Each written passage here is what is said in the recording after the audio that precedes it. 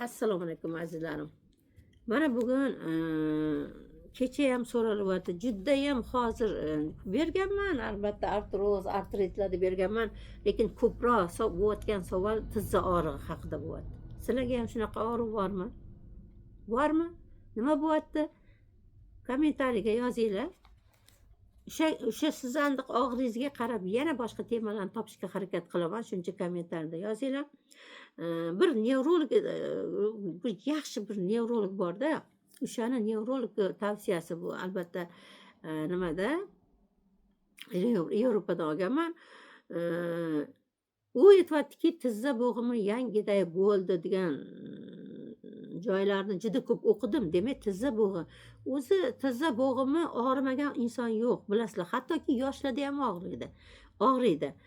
Endi mana shu tizza bo'g'imida eng zo'r narsalarni menga ayting deb yana kechagina so'raganga va artritga berganman.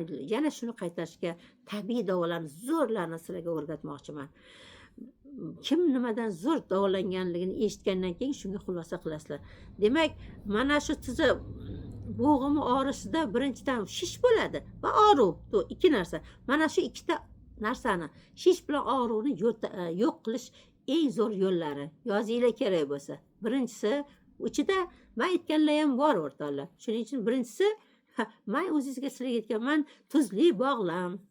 Buni sovet davrida, urush davrida tuzli bog'lamni qo'llagan, bilasizlar, Sheglov degan tuzli bog'lam 8-10% eng zo'r. Lekin bu professor aytishi bo'yicha 2 choy qoshiqni yarim stakan suvga deyapti. Men shunga sal ikkilanib qoldim. Yo'q o'rtoqlar. 2 choy qoshiq to'la qilib 1 stakan 200 gram suvga solinadi. Ana shunda 9% rastvor bo'ladi. Men tuzli bog'lamni 9% rastvor, o'rtachasi 8-10 emasda 9. Buning uchun aytganman, 1 litr suvga, qaynoq suvga 90 gram tuzni erimay tortib turib solish kerak. Arasida ana shuni foydalaning, shuni bir tayyorlab qo'yib deyapti. Lekin tayyorlashdan oldin ana albatta istiladi. Demak, mana shunga u aytyapti 6 qavat, yo'q men 8 qavat deyman. 8 qavat dokani buni qilib 4-5 soatga qo'yasiz mana shu joyga.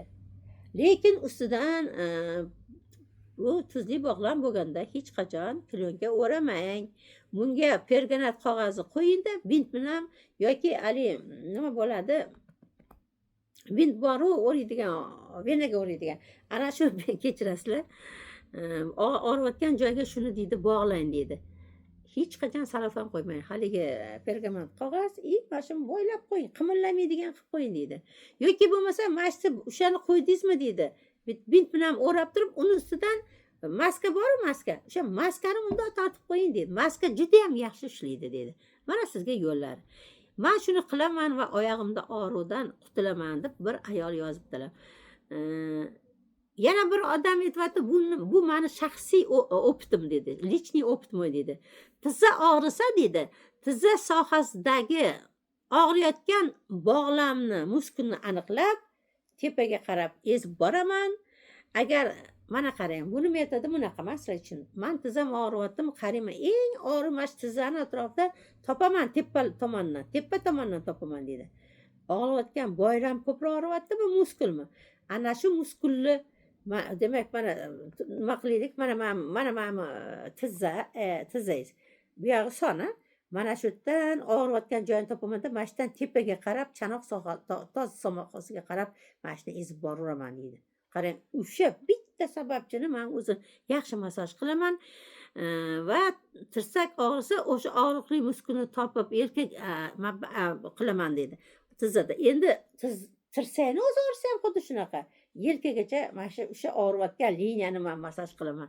Menga juda katta yordam beraman deydi. Buni ham bilib oldinglar. Endi 3-chi meni deydi bir odam, 86 yoshli odam, men o'zi bilan ham gaplashdim buni.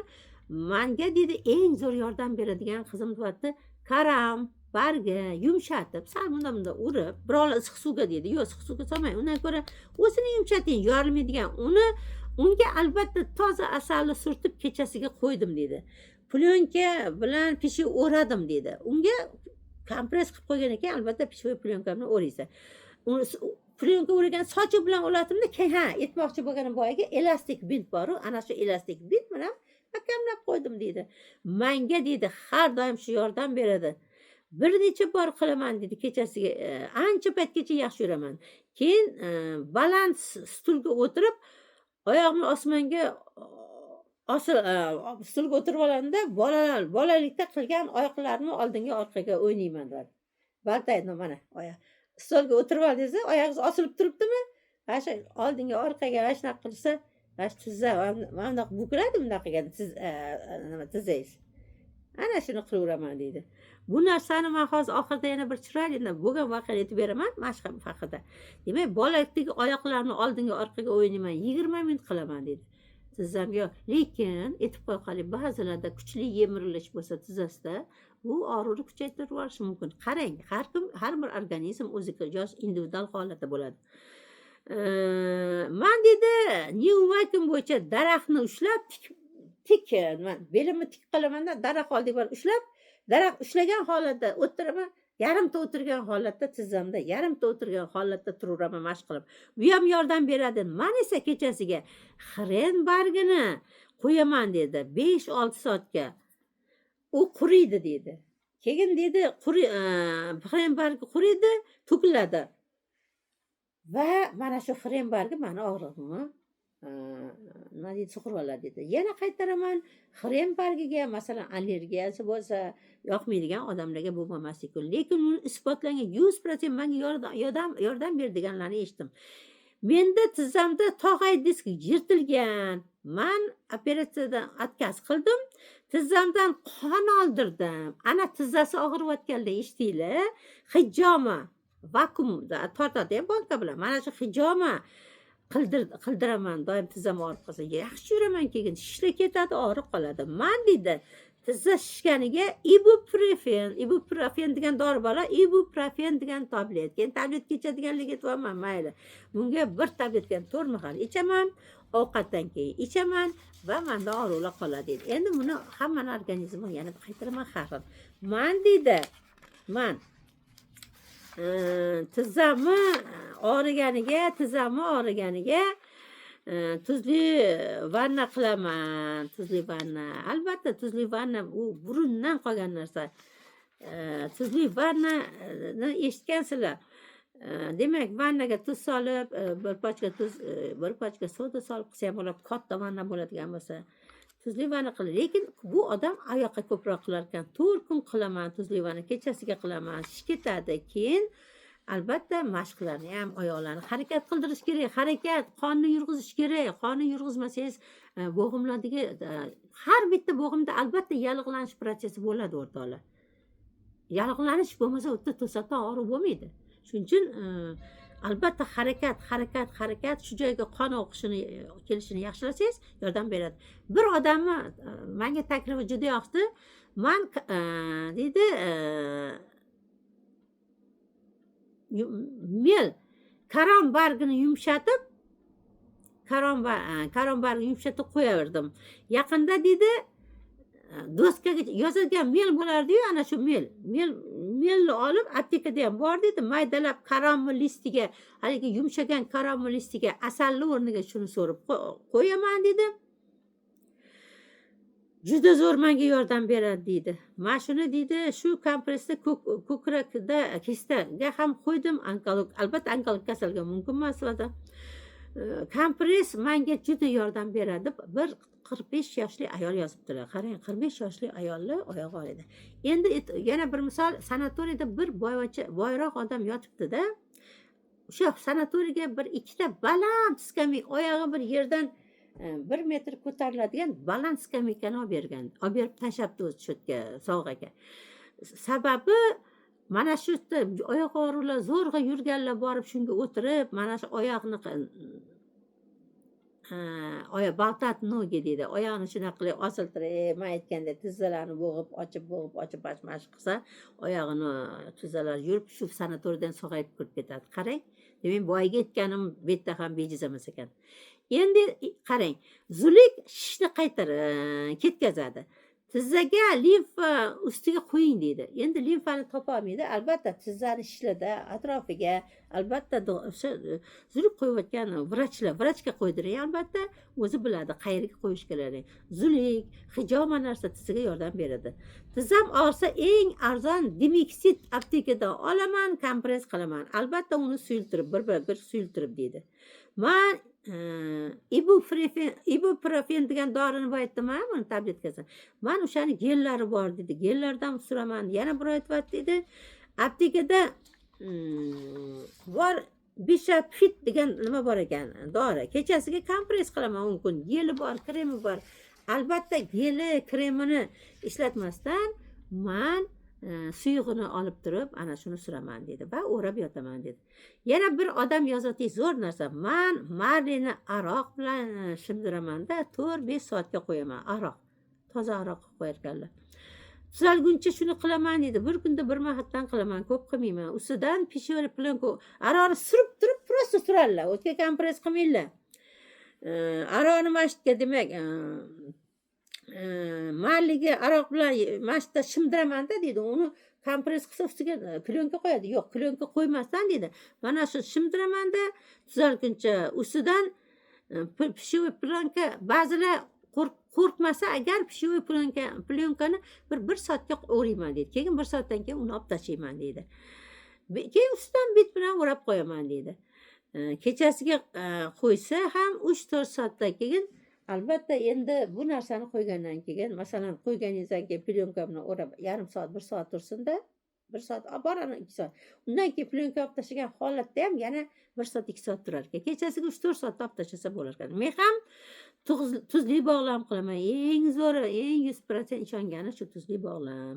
Eng zo'ri yana bittasi yana yangi ma'lumotlar bilan ko'p sizlar uchun.